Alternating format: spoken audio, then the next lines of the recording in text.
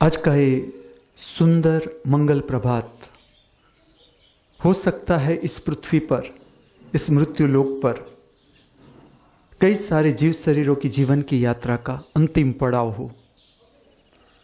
आज का ये सुंदर मंगल प्रभात ये भी हो सकता है इस पृथ्वी पर, इस मृत्यु लोक पर कई सारे जीव शरीरों की जीवन की यात्रा का नया प्रारंभ हो। हम दोनों प्रकार के जीव शरीरों की आगे की कल्याणकारी मंगलकारी जीवन यात्रा के लिए हमारी सभी की ओर से इस दिव्य स्थान से, पवित्र स्थान से शुभकामनाएं प्रार्थते हैं।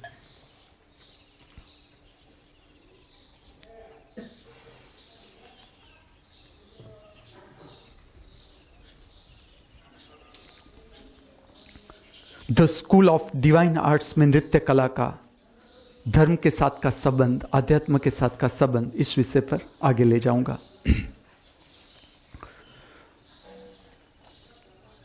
जिंदगी भर गम जुदाई का मुझे तड़पाएगा, हर नया मौसम पुरानी याद लेकर आएगा। जिंदगी भर गम जुदाई का मुझे तड़पाएगा। नृत्य का अर्थ है शरीर को गति में लाना।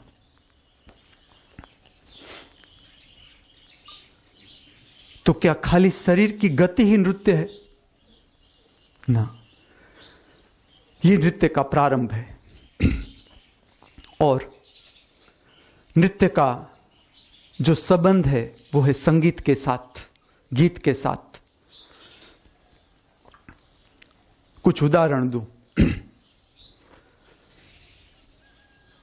खई के पान बनारस वाला, खुली जाए बंद अकल का ताला, फिर तो ऐसा करे कमाल, सीधी कर दे सबकी चाल।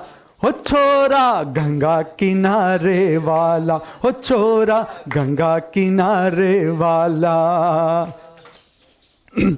मोरनी रे मोरनी, मैं जंगल की मोरनी, मोरनी रे मोरनी, मैं जंगल की मोरनी। हवा की बांधूं पायल, मैं घटा की ओढ़ूं ओढ़नी। मोरनी रे मोरनी। अब समझ लो कि पहला गाना था, उसका एक रिदम है। अगर तबले पर बजाए या ढोलक पर उसको बजाए तो उसका एक रिदम है। दूसरा गाना है, उसका अपना रिदम है। ऐसे बहुत से रिदम, बहुत अनेक प्रकार के ताल है।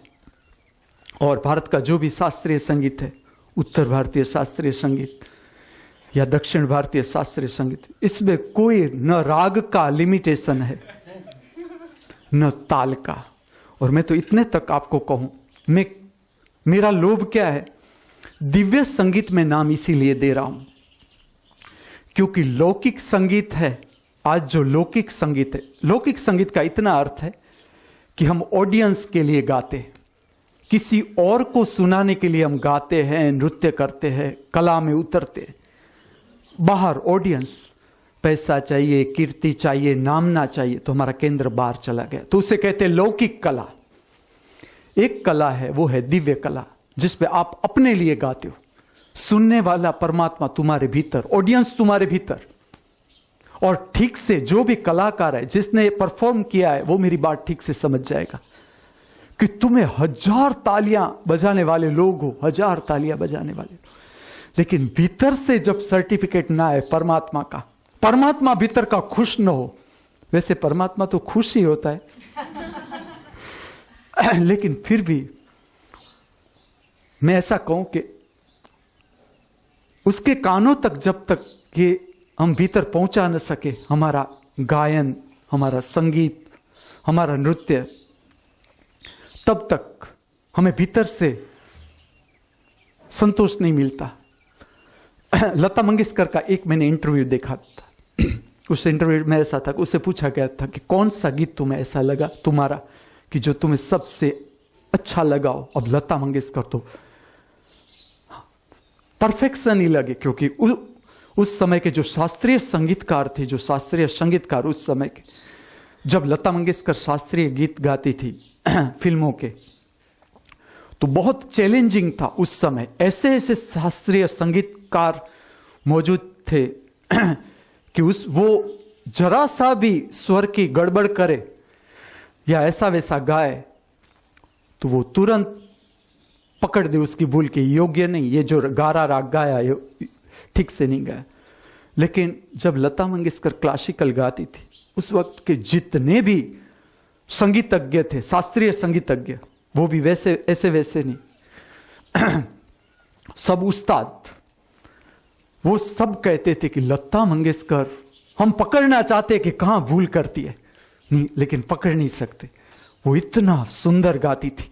और लता को जब इंटरव्यू लिया गया तो उसने कहा, ना मुझे एक भी गाना अच्छा नहीं लगा, क्योंकि मुझे सब में मेरी भूल ही दिखी। और ये बात इसलिए कहता हूं कि हमें धर्म के रास्ते पर इस तरह काम करना है, सदा अपनी भूल को खोजते ही रहना है, अपनी भूल को खोजते रहना है। जिसे धर्म में काम करना है, एक उदाहरण इसलिए दे रहा हूं, या सत्य के रास्ते पर आगे जाना है, तो हर एक व्यक्ति के साथ का व्यवहार या कोई भी परिस्थिति में हमें अपने भीतर भूल को खोजते रहना है। तो मुझे लता मंगेशकर की बात बहुत अच्छी लगी कि उससे कहा कि ना, मुझे एक भी गीत ऐसा न लगा कि जिस पे मुझे ऐसा लगा हो कि मैंने परफेक्ट गाया। उसका कारण है कि ये उसका विकास है, वो आगे आगे आगे सुंदर सुंदर सुंदर रचनाएं गाती ही रही। और उसने और भी एक बात लिखी थी कि जब मैं मेरा गाना सुनती थी सबके साथ, तो मुझे पता था कि यहां मैंने योग्य नहीं गाया, तो मैं इतना डर जाती थी कि अगर कोई पकड़ लेगा तो मैं भाग जाती थी, कोई ना कोई बहाना करके। वो जब समूह बैठा था, उसका फ्रेंड सर्कल होता होगा, उसमें वो बैठ के जब गाना रिकॉर्ड होके आ जाता है घर पे, तो सब साथ मिलके सुनते हैं। तो उसने लिखा था कि मुझे पता था कि यहां मैंने योग्य नहीं गाया। और ऐसा ही होता है कि जब कला में तुम उतरते जाते हो, कलाकार का जो अनुभव है वो मैं कह दूं, ऐसा होता है कि कई बार मैंने खुद ऐसा अनुभव किया कि कई बार मैं घर पर कोई नृत्य का कंपोजिशन है, नृत्य सभर कोई प्रार्थना है जिसमें मैं उतर रहा हूं, वो एकदम गहराई पकड़ लेती है नृत्य में। वो समय एकदम देखने वाला कोई भी नहीं, मैं अकेला, फिर भी एकदम गहराई। और जब पूरे ऑडियंस के सामने टाइम है, जो समय है जिसमें तुम्हें प्रस्तुत करना है, नृत्य है या गीत है, संगीत है, तो मैंने अनुभव किया कि वो उतनी गहराई को नहीं छूता जितना अकेले में गहराई को छूता है। ऑडियंस की तालियां मिलती है, सब कुछ मिलता है, प्रशंसा मिलती है, फिर भी भीतर कोई बता देता है कि ना, ये जो हुआ वो उतनी गहराई वाला नहीं हुआ। मतलब पूरा इंडिकेटर हमारे भीतर ही है, खाली हमें अपने भीतर का जो मशीन है वो ठीक से चलाना, समझना है, सीखना है, दर्शन करना सीखना है कि किस तरह से ये इंडिकेटर हमें हमारी भूल दिखाता है। तो ऐसे नृत्य है वो केवल शारीरिक गति नहीं, जो मुख्य बात है वो ये है कि नृत्य केवल शारीरिक गति नहीं, प्रारंभ होता है, जब प्रारंभ होता है तो वो शारीरिक गति से होता है कि तुम जो तबले का ठेका है या ढोलक का ठेका है उस पर तुम काम शुरू कर सकते हो। ये दो प्रयोग भी बताऊं मैं, संगीत के और नृत्य के। एक संगीत का ऐसा प्रयोग है कि जब तुम शांत बैठ जाओ, जैसी तुम्हारी क्षमता, आधा घंटा, उसके बाद तुम्हारे भीतर से जो भी रचनाएं आए, जैसी प्रार्थना भी आए, फिल्मी गीत भी आए, डिस्को गीत, जो भी गीत आए, तुम गाना शुरू करो। एक बार तुम गाना शुरू करोगे, उसका असर पूरे शरीर पर आएगा, धीरे धीरे पूरा शरीर पर आएगा। और अगर ठीक से इस बात की गहराई में जाना हो तो अंतर्दर्शन की जो प्रक्रिया है, जिस पर मैं वजन देता हूं 3 बात का दर्शन, विचार, भाव, शरीर की संवेदना। तो समझ लो कि तुम जब गाने वाली प्रार्थना में उतरते हो या गाने की रचना में उतरते हो, उससे पहले तुम दर्शन कर लो तुम्हारे भीतर किस तरह के विचार चल रहे हैं, कैसा मूड है भीतर का, भाव दशा कैसी है भीतर की, शरीर की संवेदना कैसी है भीतर की। तुम जब गाना गा लो पूरा, जो गाना भी तुम्हें आता हो, कोई भी गाना जो तुम्हारे भीतर से अंदर से आया, फिर वो प्रार्थना आई, फिल्मी गीत आया, जो भी गाना आया तुम गाओ, जितना आता है गाओ। जब वो गाना पूरा हो जाए तुम जरा देखो भीतर तीनों बदल जाएंगे, विचार भी बदल जाएगा, भाव भी बदल जाएगा, शरीर की संवेदना भी बदल जाएगी। 3 मिनट का गाना सब कुछ बदल देता है। और भारत का जो शास्त्रीय संगीत है, प्रत्येक राग का अपना असर, प्रत्येक राग। समझ लो कि आप हंसध्वनि गा रहे हो, जैसे कि वाथापि गणपतिं भजे हम, वाथापि गणपतिं भजे हम, वाथापि गणपतिं भजे हम, वारणास्यं वरद प्रथम श्री, वारणास्यं वरद प्रथम श्री, वाथापि गणपतिं भजे हम। जातों से नहीं बोलूं कन्हैया, जातों से नहीं, जातों से नहीं, जातों से नहीं बोलूं कन्हैया, आई पनिया भरन की बेला, लागा यमुना के तट पर मेला, लागा यमुना के तट पर मेला, मिलके भर लाओ लाओ गगरी, मिलके भर लाओ गगरी, चुंग चुंग ये घुंघरू अकेला अकेला, बोले चुंग चुंग ये घुंघरू अकेला अकेला, आई पनिया भरन की बेला। यह हंसध्वनि राग का नाम है। दक्षिण में भी इसे हंसध्वनि कहते, उत्तर में भी हंसध्वनि। अब इसका पर्टिकुलर केंद्र है, पर्टिकुलर केंद्र।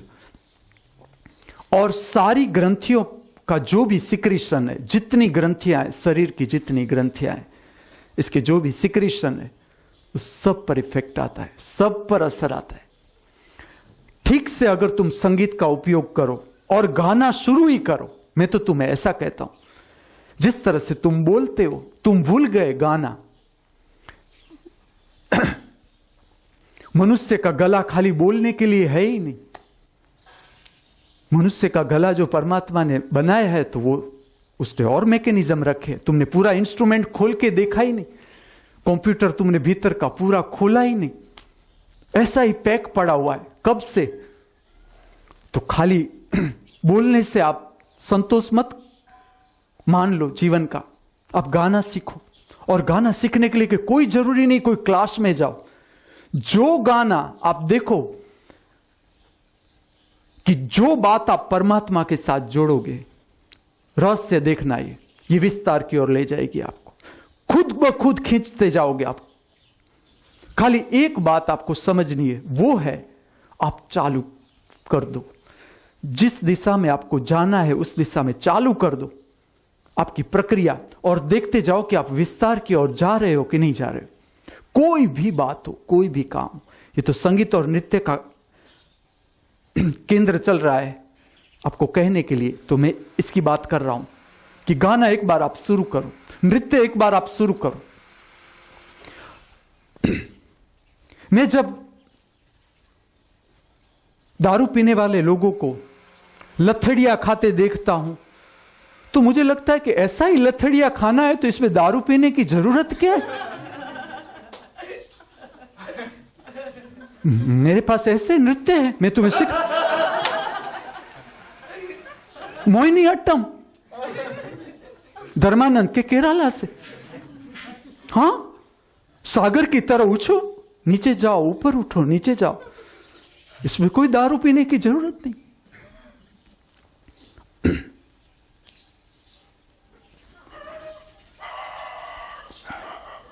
मनुष्य भूल क्या करता है? तुम बिना दारू पिए नाच सकते हो, चलो तुम कभी नाच के तो देखो कि कैसा भीतर का आकाश खुल जाता है, भीतर से कैसा खुल जाता है। हम इतने डर गए, हम इतने सोफिस्टिकेटेड हो गए, हम इतने सोफिस्टिकेटेड हो गए पट पट के, कि आदिवासी का लड़का हो तो वो ऐसे कोई भी गाना बजता हो, नृत्य करता करता रास्ते से निकल जाता है। लेकिन हम पढ़े लिखे, हम इतने बोझिल हो गए। हां, शैलेश को ऑफिस में तो नृत्य नहीं करना है, लेकिन यहां नृत्य छोड़ना नहीं है। ऑफिस में नृत्य नहीं करना है, मैं नहीं करता, लेकिन यहां ऐसी जगह है जहां पर, पृथ्वी पर जहां भी ऐसी जगह है जहां नृत्य केंद्र में, जहां पर भी, या संगीत केंद्र है, तुम क्यों चूकते हो उसे? सांस तो तुम कहीं भी देख सकते हो, चलो कहीं भी देख सकते हो सांस, लेकिन ये अनमोल जगह है, ये छोड़ो मत। मैं इसलिए कहता हूं ऐसी बहुत रेयर जगह है कि जहां तुम आराम से नाच सको, कोई रेजिस्टेंस न हो किसी का भी, और ऐसा माहौल धीरे धीरे तैयार हो जाए ताकि तुम्हें जो बोझिल लगता है जीवन, उसमें से तुम बाहर आ सको, तुम खुद भी। और जब एक बार तुम्हारा अनुभव हो जाए अपने पर, तुम्हारा विश्वास बढ़ जाएगा। कोई जरूरत नहीं कि तुम दुख में हो तो तुम दारू पीने चले जाओ। मैं तुम्हें वो कला सिखाता हूं।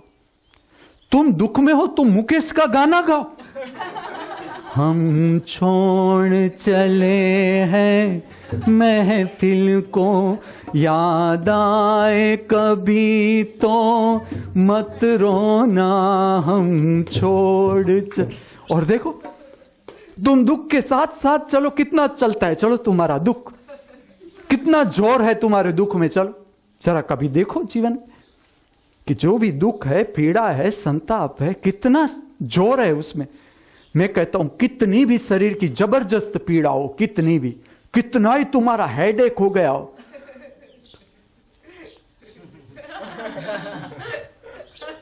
नाम याद नहीं आ रहा, सैंडविच में रात को अगर टमाटा की चटनी ज्यादा खा जाते तो हेडेक हो जाता है सुबह। लेकिन ठीक से बैठ जाओ कमर सीधी करके कि आज मैं देखता ही हूं कि हेडेक होता क्या है, या कभी बुखार आ जाए तो हमारा तो यहां अभ्यास है, हम उसका बात करेंगे school of health and nutrition में। लेकिन मैं अभी से विधि कह देता हूं कि ऐसा कोई भी चूकनी नहीं है ये बात। तुम पीड़ा का दर्शन करना शुरू करो जीवन में, चलो कि जब तुम बैठो तो पीड़ा तो होगी, और पद्मासन नाम से ही घुटन में पीड़ा शुरू हो जाती है। पीड़ा से भागना नहीं है, उस संवेदना का दर्शन करो, जितनी क्षमता है तुम्हारी, चलो जितनी क्षमता है तुम दर्शन करते जाओ, पीड़ा को समझते जाओ।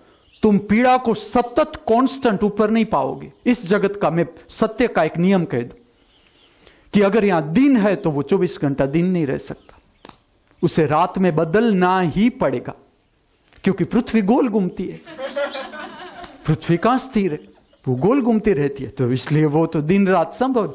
अगर दिन रात जो 24 घंटे नहीं रह सकते तो कोई भी तुम्हारा भाव 24 घंटा रह नहीं सकता, कोई भी भाव, कोई भी दुख 24 घंटा रह नहीं सकता। कोई जब मुंह लटका के मेरे पास ऐसी बात करता है, ऐसी बात मैंने सुनी है लोगों के पास से कि मैं जन्मा तब से दुखी हूं,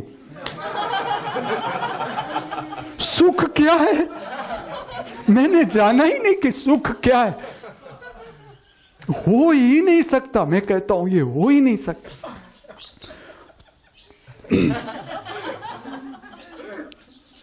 ये इस तरह का होता है सुख दुख, जैसे कि रुपया का सिक्का तुम लो, रुपया तो अभी है ना, गवर्नमेंट रुपया है ना, हाँ समझ लो कि 1000 की नोट है, तो वो एक भाग तुम्हारे सामने, समझ लो सुख तुम्हारे सामने, उसी के साथ दुख उसकी पीठ है, उसके पीछे ही है। तुम जरा घुमाओगे तो तुरंत पता चलेगा कि हाँ इसकी पीठ भी है। अगर मैं इसीलिए तुम्हें बताता हूं अंतरदर्शन में ठीक से ये बात समझना शुरू करो। अब ये युग है कि तुम्हें पूरा जीवन समझना है, और पूरा जीवन तीन बात से प्रकट होता है, विचार, भाव, शरीर की संवेदना, परिचय बनाना शुरू करो तीनों से, तो तुम्हें पता चलेगा कि ना, ये तो सब बदलता ही है। जैसे सरिता, बहती हुई सरिता। ये बात जरूर है कि हमने उससे तड़ाव बना दिया, हमने हमारे जीवन को तड़ाव, स्टेगनेंट कर दिया, उसमें गोल गोल घूमना। परमात्मा ने तुम्हें नदी दी है कि आ जाओ मेरे पास, चलो मैं तैयार हूं तुम्हें लेने के लिए, लेकिन हम बढ़ते ही नहीं, हमने तड़ाव बना लिया।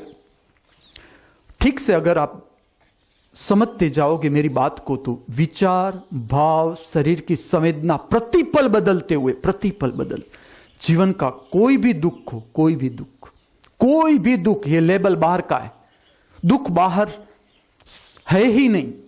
जिसने जाना, मैंने जाना तो मैंने ये जाना, दुख मेरे भीतर है। मैं जब तक ये नहीं जानता था, मैं बाहर लेबल देता था कि खाना नहीं मिला इसलिए दुख है, या बहुत खा गया इसीलिए दुख है, पहनने को कपड़ा नहीं इसीलिए दुख है, या जो फैशन वाला मुझे चाहिए था स्पेन का कोट वो अभी आया नहीं इसीलिए दुख।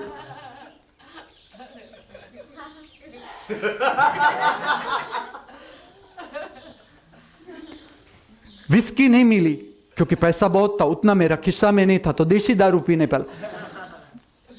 ऐसे ऐसे ऐसे हम दुख का लेबल, ये तो खाली उदाहरण दे रहा हूं, मैंने पी नहीं,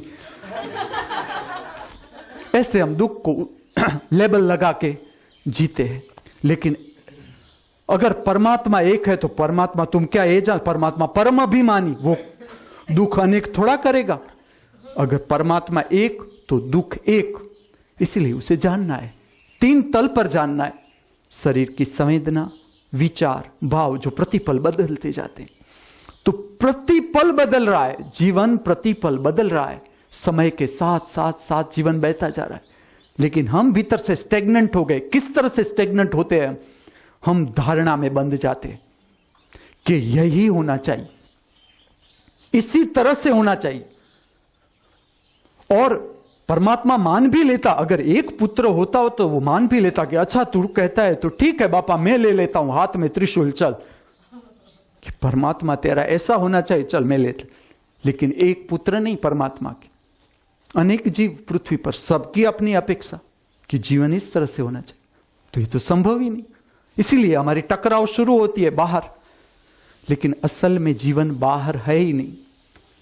बाहर का जीवन समझो 1%, जिसने जाना उसने जाना। जिस तरह से समुंदर देखो आप, समुंदर की सरफेस आप देखते हो, जिस पे पानी उछलता है, कूदता है, कूदता है, ऊपर जाता है, नीचे जाता है, क्या उतना ही समुंदर है? जैसे आप उतरोगे गहराई में, पता चलेगा कि समुंदर तो भीतर है, अंदर है। उसी तरह हमारे भीतर अनमोल जगत है, अनमोल जगत। और ये जीवन अवसर है उसे जानने का। मुख्य बात यह थी कि डोलने के लिए दारू की कोई जरूरत नहीं, तुम बिना पिए डोल सकते हो।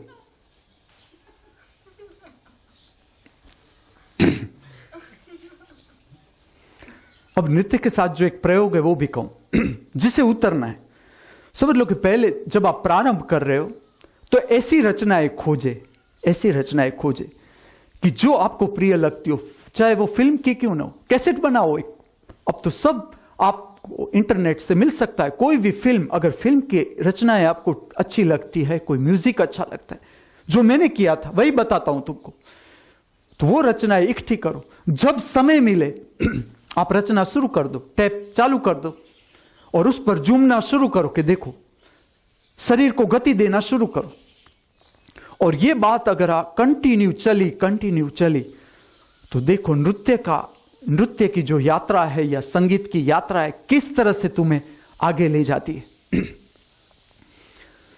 मेरा प्रश्न था कि नृत्य केवल गति है, तो नृत्य केवल गति नहीं।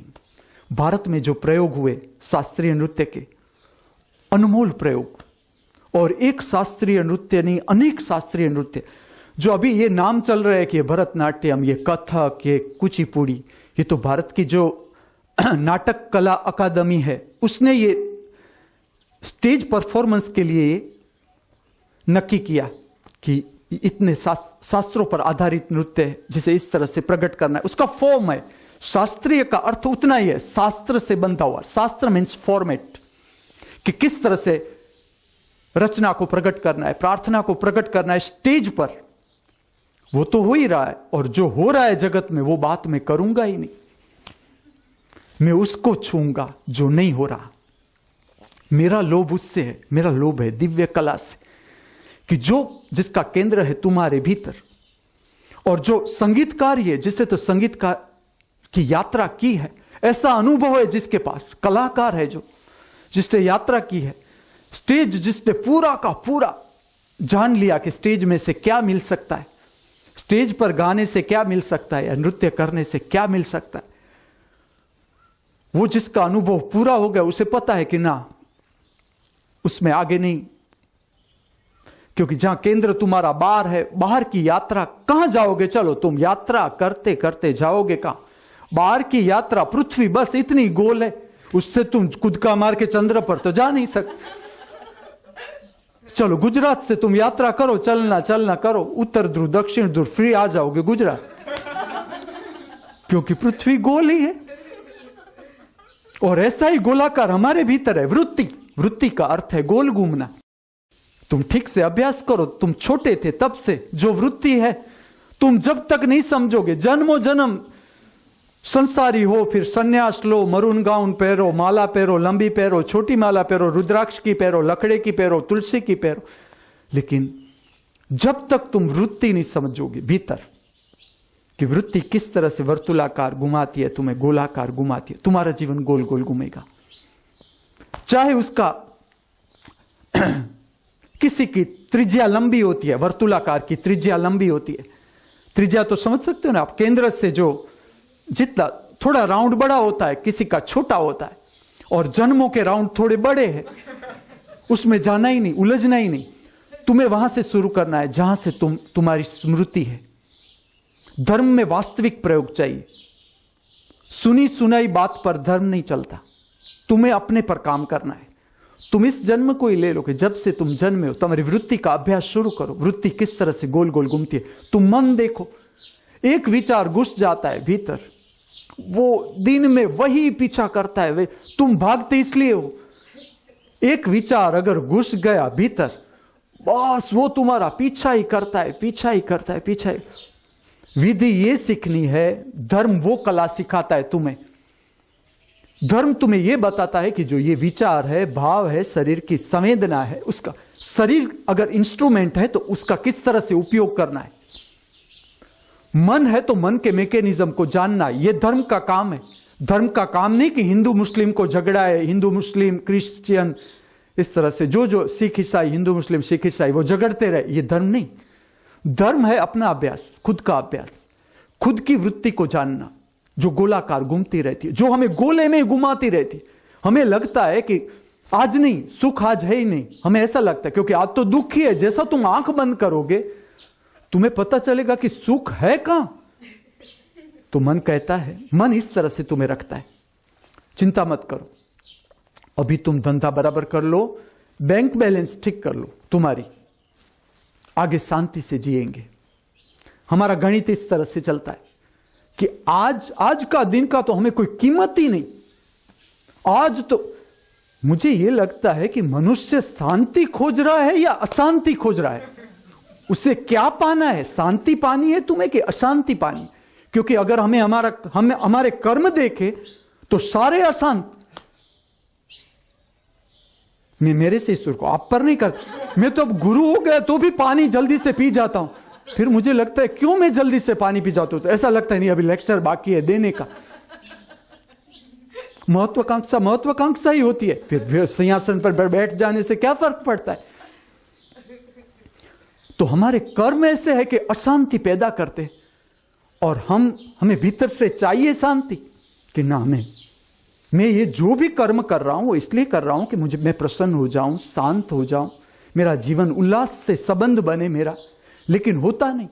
उसका इतना ही कारण है कि हम ठीक से समझ नहीं रहे। हम जो हमारे कर्म कर रहे हैं वो ठीक से समझ नहीं रहे कि इसको किस तरह से लेना है, किस प्रक्रियाओं से हमारे भीतर का जो मैकेनिज्म है, मन का मैकेनिज्म है, वो हम समझ सके। हम मन के हाथ में आ गए हैं, हमारी गड़ची, हमारी गर्दन जो मन के हाथ में आ गई है, उससे कैसे छुड़वा के मन की गर्दन को हमारे हाथ में पकड़ना है, ये कला सिखाता है धर्म।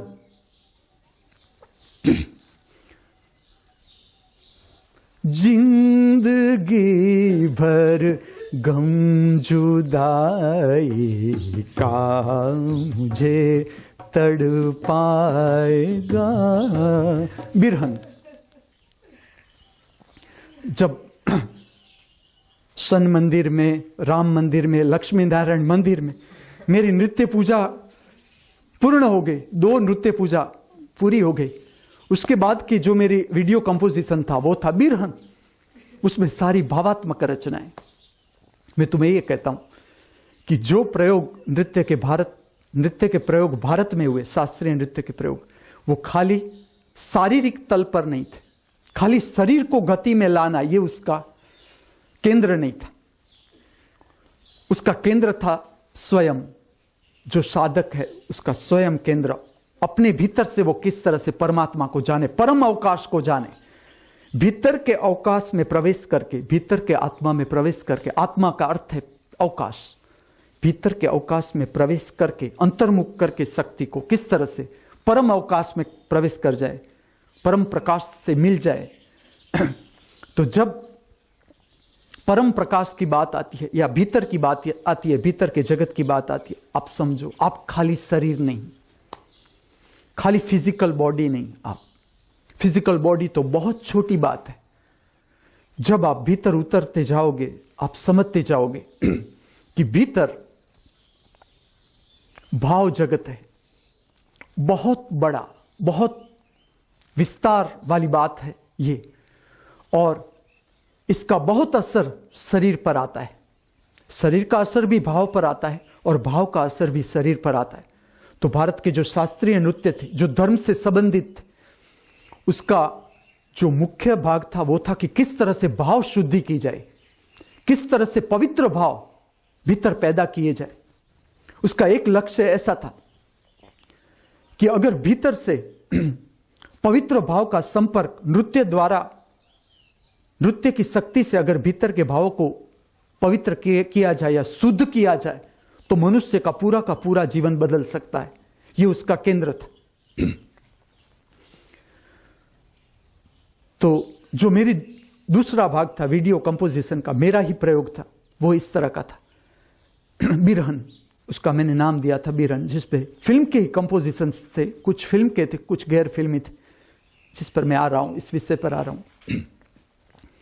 और इसमें मेरा अपना ये अनुभव था कि एक तो मैं ये अनुभव कर रहा था कि जिस जगह पर हम जन्म लेते हैं, जिस धरती पर हम जन्म लेते हैं, उसके साथ बहुत गहरा संबंध है हमारा, बहुत, खाली माता पिता से नहीं, माता पिता से आगे की बात है, बहुत गहरा संबंध है हमारा धरती के साथ।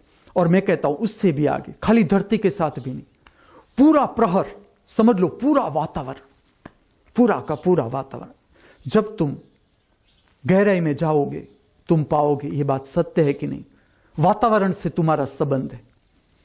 और मैं जब काम करता था ये गानों पर, मैं भीतर से फिल्म मेकिंग मेरा एक रस था, लेकिन उस वक्त मेरे पास कोई उपकरण नहीं था कि जिससे मैं फिल्म बना सकूं। लेकिन जब ये तक आ गई मेरे पास, वीडियो कंपोजिशन की तक आई, लेकिन मैंने उसे जाने न दी, क्योंकि ये गाना था कि जैसे कि जिंदगी भर गम जुदाई का मुझे तड़पाएगा, ये गाना है रागधानी, और ये गाना उसका प्रहर मतलब समय, किस समय में किस गली में से मैं गांव में से गुजरा हूं। मैं बहुत छोटा था, मैं बाल मंदिर में था, जिसे बाल मंदिर में आज क्या कहोगे आप, केजी शायद कहोगे, क्रीडांगण ऐसा कहते हैं आज। तो बाल मंदिर शब्द यूज करते हैं नहीं करते मुझे पता नहीं, लेकिन बाल मंदिर में था। तब मैंने गांव छोड़ दिया था, लेकिन मेरा बहुत गहरा संबंध गांव से। और जो गांव का एटमॉस्फेयर होता है, पूरा का पूरा दिन, जैसे तुम जागते जाओगे, पूरा दिन अगर तुम जागरण में उतरो, हम जीते नहीं, पूरा दिन जो हमारे पास है उसको ठीक से हम महसूस ही नहीं करते। देखो आप, हम चुकते जाते हैं। आज का दिन मिला हमें, आज के दिन में हमें कोई रस नहीं, हम कल पर है, ये करना है, वो करना है, ये करना है, वो करना है, इसमें हमारा जीवन आगे आगे आगे चला जाता है। लेकिन मेरे पास जितना समय था, जितना समय में रहा, खूब गहराई से जिया, खूब गहराई से। वो तब मुझे पता चला जब मुझे जाना पड़ा, क्योंकि पूरा का पूरा हमारा घर शिफ्ट हो गया वहां से। मेरे पिता वहां डॉक्टर थे, वो चले, मेरे भाई डॉक्टर हो गए जामनगर में, तो हमारा पूरा घर शिफ्ट हो गया जामनगर। लेकिन वो भी मुझे पता है कि जामनगर से भी मेरा गहरा संबंध था। खाली ऐसा नहीं कि मैं जहां मैंने जन्म लिया उसी गांव से मेरा रिश्ता था, ऐसा नहीं। जामनगर से भी इतना ही गहरा मेरा संपर्क था। लेकिन होता ऐसा था कि जब मैं आगे जीवन की यात्रा करता गया तो गांव का जो वातावरण था वो मेरा पीछा करता रहा। और मैं कलाकार था भीतर से, और मैंने पूरा प्रहर, पूरा एक मिनट गांव में मैं जिया था, एक मिनट। तो वो जो सारी रचनाएं थी, सारी की सारी रचनाएं मेरे भीतर जो प्रकट होती थी, और उसका संबंध जब मैं फिल्मी गाने जब संपर्क में आए, तो ये जो प्रागट्य था मेरा वो जुड़ गया उसके साथ। तो मेरा जो पहला गाना था, इस रचना का जो पहला गाना, कि जिंदगी भर गम जुदाई का हमें तड़पाएगा, पूरी भावात्मक रचना है, पूरा का पूरा भावात्मक गीत है। तो ये पूरा का पूरा गाना मैंने वीडियो कंपोजिशन में इस तरह से लिया कि अलग अलग जितना संभव था, टाइम लिमिटेड था मेरे पास, क्योंकि शाम तक ये पूरा करना था, और दोपहर हो गई थी, 11 बज गए थे। तो मैं फिर भी उसे लेकर गया, और सारा परिवार भी मेरे साथ, गांव की अलग अलग गलियों में, और पूरा गांव धीरे धीरे जहां से निकले हम, तो पहचान। गांव में तो ऐसा होता है, अगर आप गए हो गांव में तो ऐसा होता है कि कोई भी आता हो, मेरे समय में तो ऐसा ही था कि मैं जब गांव में तुम्हें पहचानता हो न पहचानता हो, लेकिन अपने घर पे ले जाएगा, तुम्हें पानी पिलाएगा। वो समय था, अभी वो समय था। फिर हम शहरों के फ्लैट में भूल गए, आदमी को देख के बारना बंद कर देते हैं कि शायद आतंकवादी हो, क्या ले जाए। ये हो गया हमारा एक दूसरे से रिश्ता। लेकिन मैं जो बात कर रहा हूं उस समय में अभी ऐसा ही था। और जैसा कोई भी देखे, मुझे तो हाथ छुड़ाने में इतनी तक, मैंने कहा आप मुझे छोड़ो, मैं आपके घर बाद में आऊंगा, पहले मुझे मेरा काम कर लेने दो। ऐसा रिक्वेस्ट करके मैंने काम करवाऊं, क्योंकि वो तो सब मेरे पिताजी के जाने पहचाने। उसे पता चला कि ये तो उसका छोटा लड़का है हिमांशु। अरे ये तो कच्ची में बोले, नहीं बोलता मैं वो। हेत्रो वड्डो થઈ ગયો, हेत्रो वड्डो થઈ ગયો कच्ची में થઈ ગયો वड्डो। पोए अचींदो से पोए हेवर मुके काम आए, मुके छोड़ो। और मैं तो भागता ही फिरता, मैं बहनों को कहता था आप चले जाओ अंदर, मैं जरा घूम के आओ। तो जितनी जगह थी, जहां मेरे जो अनुभव थे, मुझे वो उतारने थे वीडियो, कि इस जगह पर मैंने अद्भुत अनुभव किया, इस जगह पर अद्भुत अनुभव किया। इस तरह के जो गलियों के अनुभव थे मेरे। इसलिए मैं कहता हूं कि ये बात इसलिए तो मैं कहता हूं कि पूरी पृथ्वी परमात्मा का जगत, खाली हमने मंदिर बनाया है वो परमात्मा नहीं आएगा उधर। इसके पीछे का एक उद्देश्य है कहने का कि मैंने गलियों में अद्भुत अनुभव की। गलियों से निकल रहा हूं, एक प्रहर है जो मुझे छू रही है, हवा, सुगंध। कहीं कोई सुबह में निकला हूं और कहीं कोई प्रार्थना की है तो उस अगरबत्ती की धूप की सुगंध आ रही है, या कोई वाड़ी के पास वाला घर है तो पंछियों की आवाज आ रही है, और एकदम तुम भीतर चले जाते हो। सबके साथ होता है लेकिन तुम चुक जाते हो, एकदम अंतर्मुख हो जाती है शक्ति। ऐसा होता है वहीं बैठ जाए, वहीं खड़े रह जाए। मेरा तो ऐसा कई बार होता था कि जो अनजाने घर थे वो कहते थे क्या काम है, कोई चाहिए, किसको ढूंढते हो, कौन है। फिर वहां से निकल जाना पड़ता था, शक्ति अंतर्मुख हो जाती है तो ऐसा होता। तो ऐसी जो भी जगह थी मैं घुमा। फिर आया मैं मेरे बंगले पर। मेरा जन्म जहां हुआ था, अब उस बंगला भी बहुत जैसा संतान होता है वैसे ही माता पिता हो से। तो मेरे माता पिता जो थे वो ऐसे था कि मेरे पिताजी थे वो सौराष्ट्र के थे, लेकिन वो फिर आ गए थे कच्छ। और जब मेरी माँ कच्छ से थी, दोनों की शादी हुई तो हमारा जो घर था वो बहुत छोटा था, 2 रूम का घर था। लेकिन मेरे पिताजी के मित्र थे वो जैन कुटुंब से थे और बड़े व्यापारी। उसका बहुत सुंदर बंगला। ऐसा समझो कि उस समय में रोमन आर्ट थी जहां पर मेरा जन्म हुआ था, पूरा का पूरा कास्ट कला थी हमारे बंगले में ऊपर। और उस बंगले का ऐसा राज था कि उस बंगले में अगर मकान मालिक जैसा जाए कि उस मकान में सोए हुए भूत जागे और ऐसी हैरान गति हो उसे कि वो 1 वीक में चला जाए। फिर जब उसकी दोस्ती मेरे पिताजी से हुई तो उसने कहा कि तुम ही संभाल सकते हो ये घर, और मेरे माँ बाप दोनों भूत से न डरे ही नहीं पहले तो उन लोगों को, मेरी माँ ऐसा आग्रह करती थी कि 2 रूम वाला, लेकिन अपना घर क्यों ये बंगले में जाए, क्योंकि उसे ऐसा अच्छा नहीं लगता था कि नौकर चाकर से काम करवाना, ऐसा उसका स्वभाव नहीं था। लेकिन मेरा पिताजी राजसी स्वभाव था उसका, आध्यात्मिक भी था लेकिन राजसी स्वभाव भी था, थोड़ा दिखाने का भी, उसे सरपंच थे तो सरपंच तो कोई ऐसे तो हो ही नहीं सकते तो उसका ऐसा दिखा, चलो अब मिल ही रहा है भूत वाला उसमें क्या, और बंगला भूत वाला ही होता है। मैं नहीं कहता कि मेरा बंगला ही भूत वाला था, सबका बंगला भूत वाला है। तुम्हें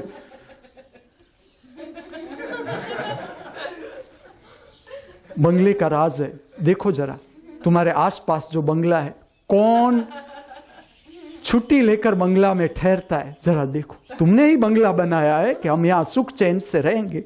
जरा मकान मालिक का अभ्यास करो, ये रहस्य की बात है, खाली तुम्हें ही कहता हूं, ये फैलनी नहीं चाहिए। तुम बंगले का अभ्यास करो, कौन से बंगला वाला छुट्टी लेकर अपने घर में ठहरता है कि ना आज मैं शांति से बंगला में रहूंगा। देखो बंगले वाला भागता ही रहता है और भागता है, बंगला जब हो जाता है तब और भागेगा। तो भूत, ये भूत होता है उसका काम। जैसा तुम बंगला बनाते हो भूत घुस जाते हैं और तुम्हारी विधियों का असर नहीं होता है। उसका मैं कारण को, जब पंडित विष्णु सहस्त्र नाम पढ़ता है, जब फुफला पू जब विष्णु सहस्त्र नाम करता है तो तुम बातें कर रहे हो। तो भूत पिशाच महाराज की विधि से उसका संबंध नहीं। मैं रहस्य कह दूं क्यों बंगले से भूत पिशाच निकलता नहीं और घुस जाते हैं, क्योंकि जब विधि चल रही है पूजा की, जरा पूजा की विधि देखो किसका ध्यान है। पूजा की विधि थोड़ी आगे चलेगी, तुम्हारे मुंह से मुंह अपने आप खुल जाएगा, बगासा निकलेगा। जमाई नहीं हो, जमाई किसे कहते हैं? पत्नी के घर वाले, जो पति होता है उसका, उसे जमाई कहते हैं गुजराती में। जमाई शब्द नहीं, बगासा। तो प्रार्थना में तुम, लेक्चर में भी तुम थोड़ा ज्यादा बैठोगे और थोड़ी बात आत्मा की ज्यादा चलेगी, तुम्हारा मुंह अपने आप खुल जाएगा, अपने आप। और ये गुरु के लिए कसौटी है कि कितना पार है, कितना स्वीकार भाव है। तुम पूजा का ठीक से अभ्यास करो, पूजा, और पूजा है तो महापूजा, महापूजा। पूजा की तो बात छोड़। मेरे पास लोग आते थे, वो कहते, और सेठ सेठानी की बात करता हूं, ये कोई श्रमजीवियों की बात नहीं करता, जो श्रम करते खेत में 8 कलाक, उसे कोई पूजा महापूजा की जरूरत ही नहीं। वो तो पूरे दिन परमात्मा की गोद में ही रहते, उसे कुछ परमात्मा को खोजने की जरूरत नहीं। बुद्ध ने एक्चुअली जो विधि दी थी वो राजाओं के लिए नहीं दी थी, खेत मजदूरों के लिए दी थी। जो 8 कलाक काम करते हैं उसकी सांस हल्की हो जाती है, वो देख सकते हैं। तुम बैठे बैठे विपस्सना करोगे, तुम्हारे पेट में 4 गड़बड़। देखो विपस्सना के साधनों को, जाके जितने विपस्सना सेंटर है आप जाओ, क्योंकि ऊपर से मौन किया हुआ है, भीतर से 4 प्रकार की बीमारी होगी। आप विपस्सना के साधकों को मिलो, मैं विज्ञान बताता हूं। Acidity, loose motion, loose motion मतलब कि अभी जाऊं कि थोड़ी देर के बाद जाऊं, ये 2 नहीं होगा तो डायरिया, ये तीनों को जाने दो। तो कॉन्स्टिपेशन तो आज का लेटेस्ट फैशन, तुम कहो कि आज की लेटेस्ट फैशन कॉन्स्टिपेशन, भीतर के शरीर की लेटेस्ट, तो ये तो होगा ही। तो हाँ, मैं बात कर रहा था बुद्ध की। बुद्ध ने जो विधि दी थी वो दी थी श्रमजीवियों के लिए, कि जो 8 कलाक काम करते। राजा को तो वो फंसा लेते थे कि निकलो जरा बाहर से, मैं भी कभी राजकुमार था, मैंने तो इतना मैं घुमाऊं तुम्हें, तो मैं डायरेक्ट विधि देता हूं। तो उन लोगों के पास से भी तुम्हें पता नहीं कि बुद्ध राजाओं के पास से किस तरह से काम लेते थे, वो पता नहीं शास्त्रों में। मैं कहूंगा वो भी बात कि किस तरह, सबकी बात मेरे पास है, कौन किस तरह से काम लेता था। तो राजाओं को पहले सांस तो ठीक करो, तुम्हारा पेट ठीक होना चाहिए। तुम्हारा पेट गड़बड़ है तब तक तुम्हारी सांस कभी ठीक हो ही नहीं सकती। चलो मैं विज्ञान बताता हूं, हो ही नहीं सकती। तुम 1000 ट्राई करो, बैठो विपस्सना, विचार भाव शरीर की संवेदना विचार में गोड़ गोड़ गोड़ गोड़ घूमो, आगे नहीं जाओगे। उसका कारण है श्रम ही नहीं।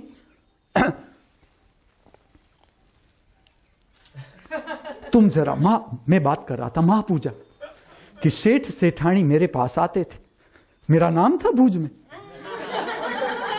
ऐसे वैसे एरू गेरू नथु गेरू गुरु थोड़े मिलने आते थे, अब्जोपति करोड़पति सेठ सेठानी आके बैठ यहां डोले वहां डोले।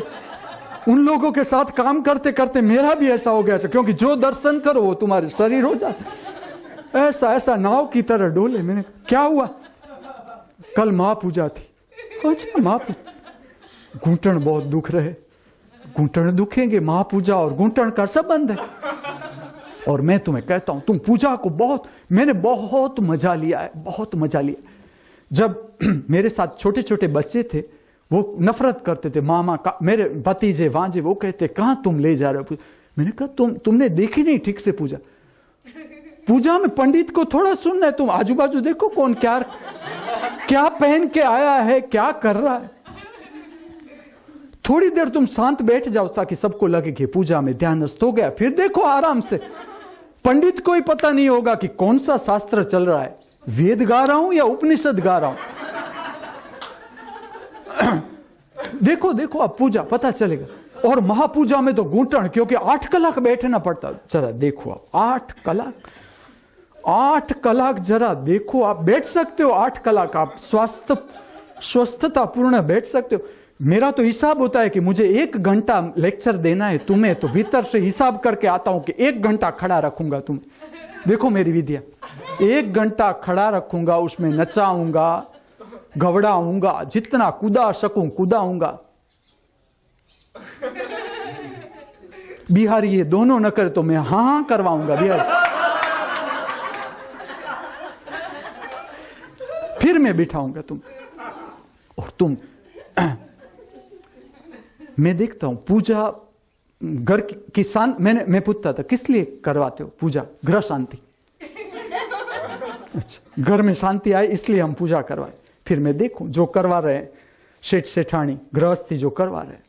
अब सेठानी ने जो कपड़े पहने, शादी के कपड़े, जो क्योंकि स्त्रियां आती है उसमें तो सब देखेगी कि कैसा हार पहना है गले में। देखना स्त्रियों की आंख कहां होती है, हाथ में कौन सी बंगड़ी है, लेटेस्ट है नहीं है, साड़ी लेटेस्ट है नहीं है। अब ऐसा कपड़ा, पूजा की गर्मी, धूणी नहीं कहते, उसे कहते हैं यज्ञ कहते, धूणी नहीं। तो उसकी गर्मी, और इसमें जो कांजीवरम की साड़ी, क्योंकि उसमें कांजीवरम की साड़ी पहननी पड़ती है, ऐसी फैशन होती है।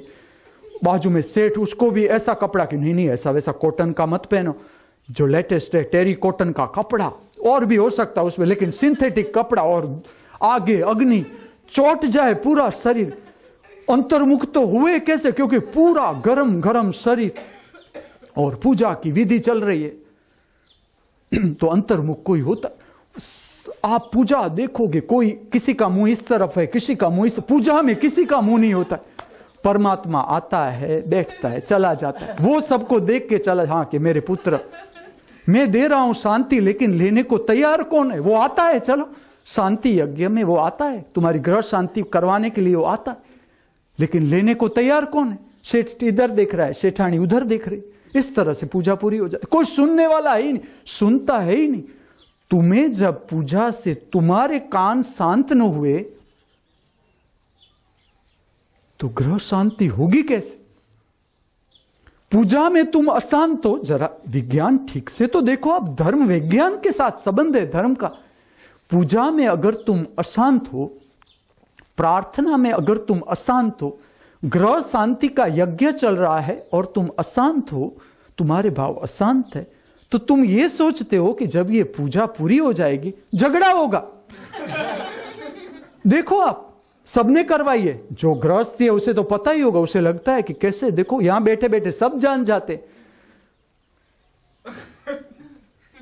तो हमारी विद्या इतनी अवैज्ञानिक होती जा रही कि ग्रह शांति मिलेगी ही नहीं, क्योंकि तुम्हें पूजा में बैठे ही पूजा है ही तुम्हारी शक्ति को अंतर्मुख करने के लिए। पूजा थोड़ी दिखावा के लिए कि चलो सबको इकट्ठा कर लो, कॉलोनी वाले को और बंगले वाले को सबको इनविटेशन दे दो, सब आए हमारा घर देखे, उससे कुछ फर्क नहीं पड़ेगा। तुम चाहे अब्जों के फर्नीचर जमा दो बंगलों में, कोई फर्क नहीं पड़ेगा।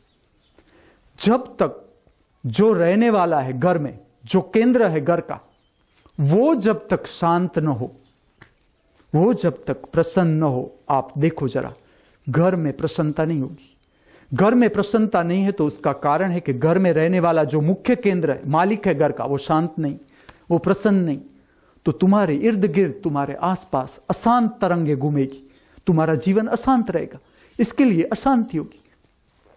तो यज्ञ करवा रहे हैं, यज्ञ इसलिए करवा रहे हैं कि हमें शांति मिले, लेकिन उसमें भी तुम शांत नहीं।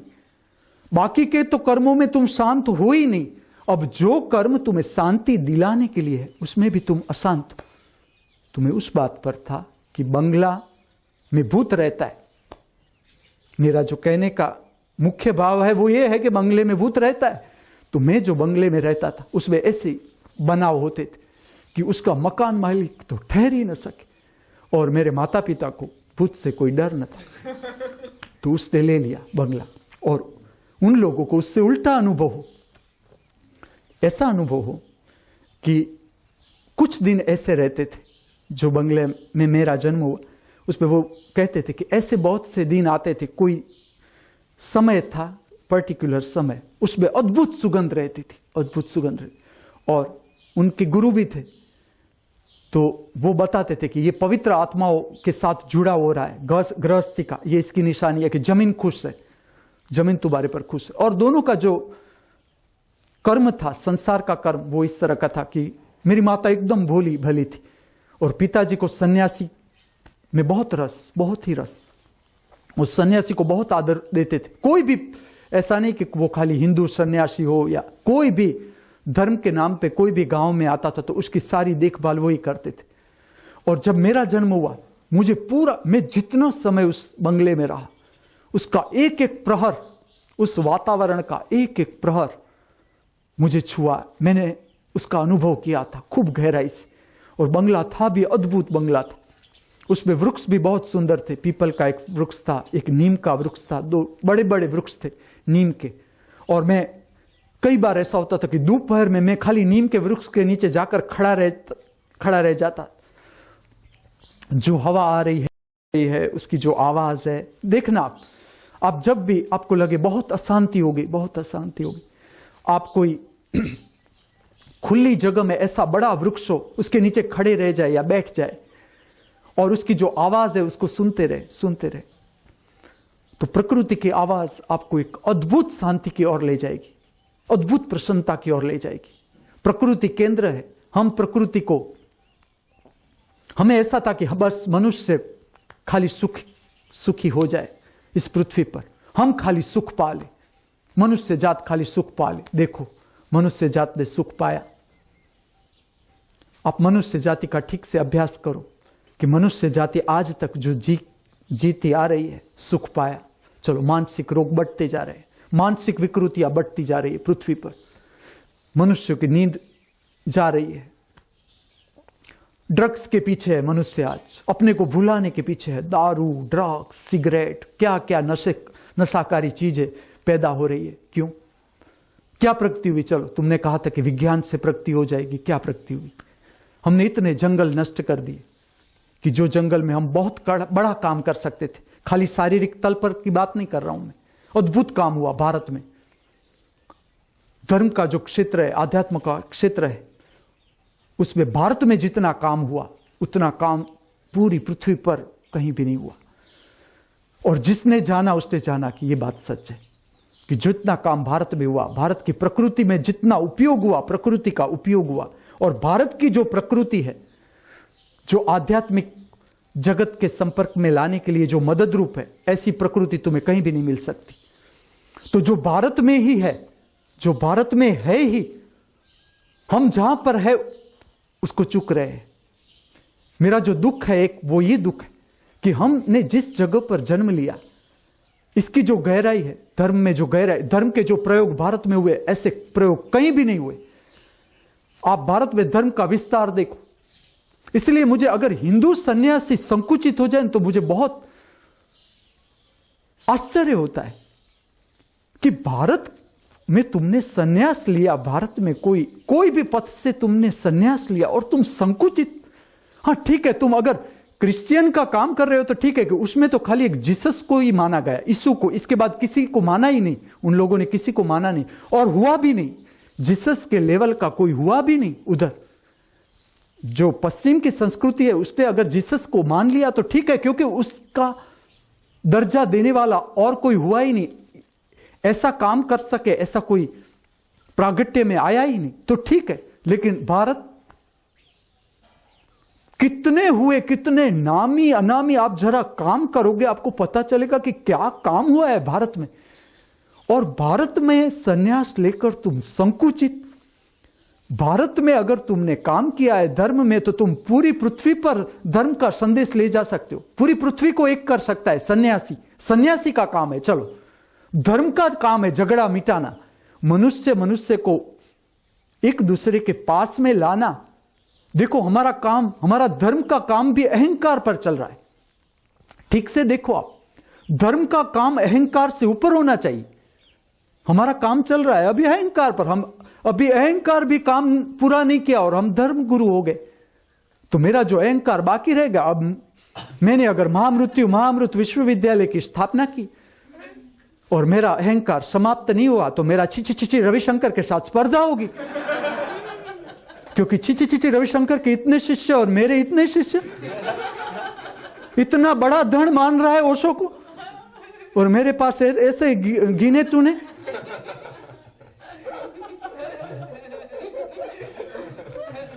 लेकिन अगर मैंने अहंकार पार कर दिया है तो मैं ठीक से बोलूंगा श्री श्री श्री रविशंकर।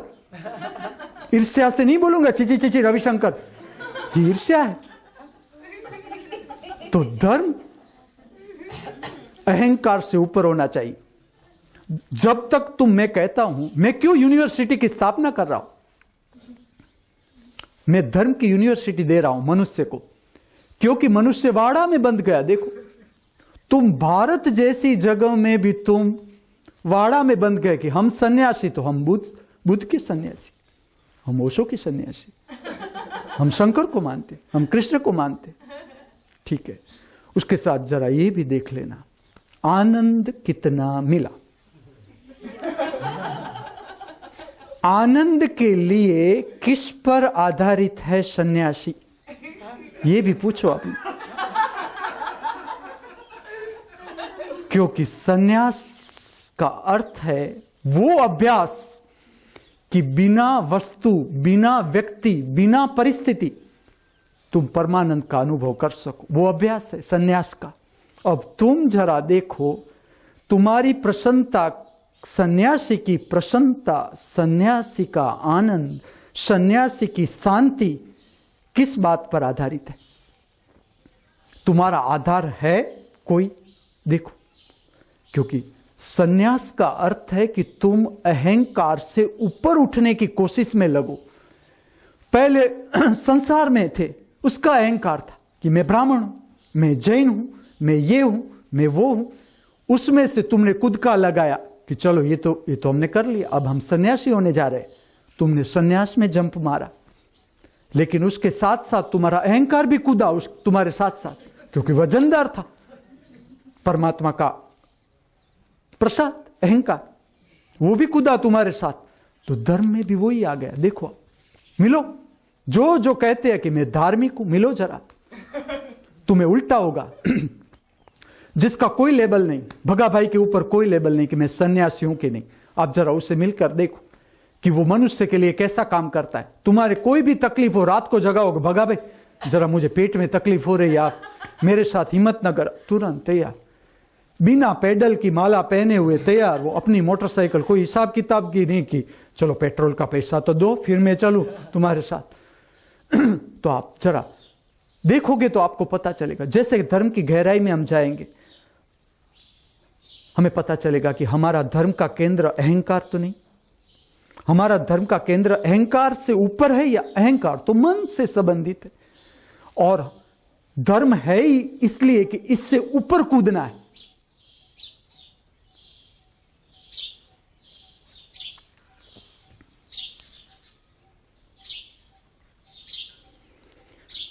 ओम शांति शांति शांति।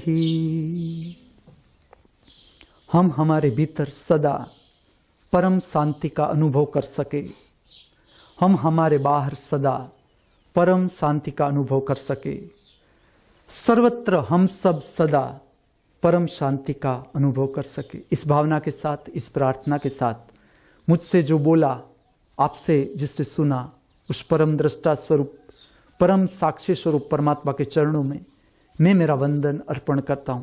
मेरा वंदन स्वीकार करे। अस्तु।